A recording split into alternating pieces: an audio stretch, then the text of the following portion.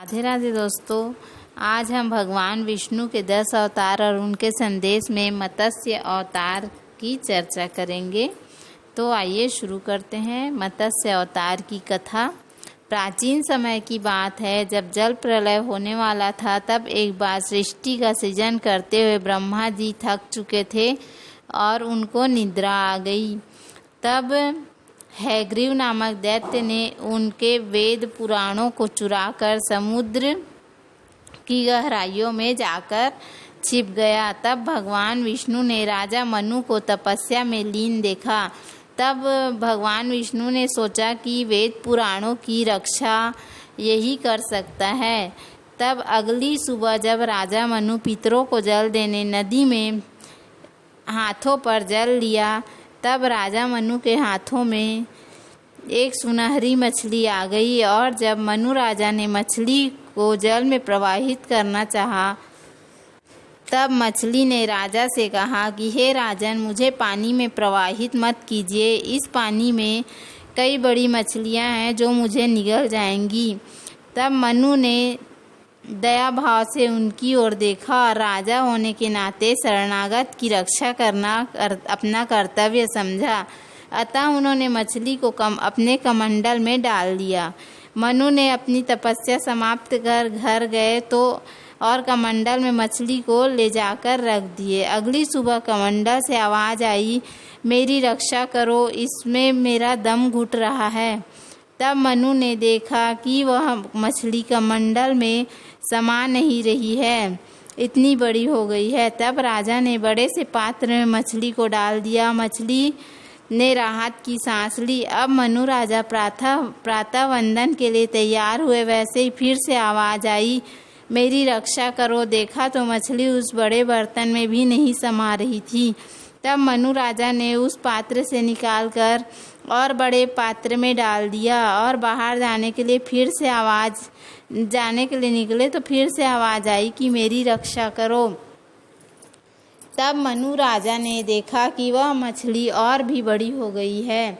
राजा ने दौड़ते हुए मछली को नदी में ले जाकर डाल दिया और जाने लगे। तब मछली ने फिर पुकारा, मुझे छोड़कर मत जाइए, इसमें और मेरे से भी बड़ी मछलियाँ वो मुझे खा जाएंगी।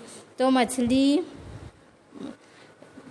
फिर राजा मनु ने देखा कि मछली पूरे नदी में समा गई, नदी को ढक दिया, इतनी बड़ी हो गई।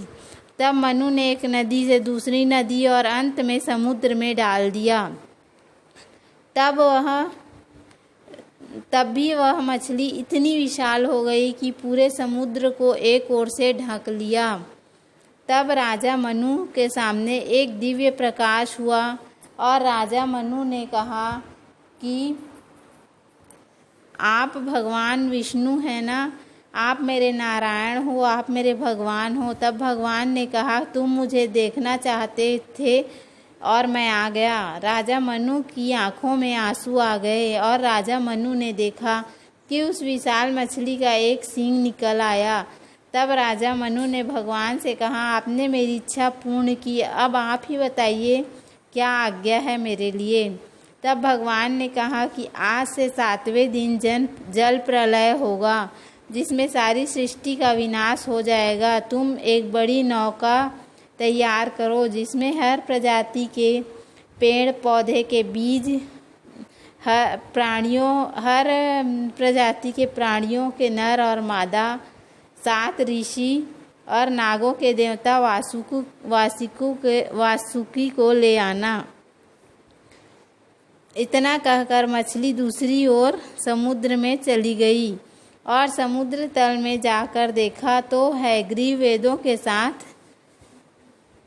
छिपा हुआ था। हैग्रीव मछली को देखकर डर गया, परंतु उसने हिम्मत करके युद्ध किया और भगवान के हाथों उसकी मृत्यु हुई।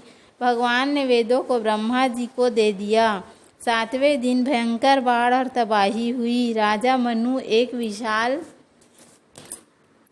नाव में भगवान के कहे अनुसार तैयार थे। वासुकी नाग को रस्सी की तरह नाव और भगवान के मत्स्य अवतार के सींग पर बांधा। तब मछली ने नौका को हिमवन पर्वत पर तबाही के बाद छोड़ दिया। इसी बीच राजा मनु ने वेदों का ज्ञान लोगों को दिया और नए युग का प्रारंभ हुआ।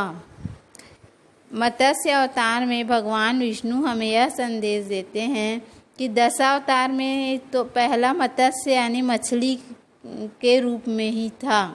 मत्स्य अवतार क्रिएशन का प्रतीक है। क्रिएटिव होना आज के युग में सबसे बड़ी ज़रूरत है।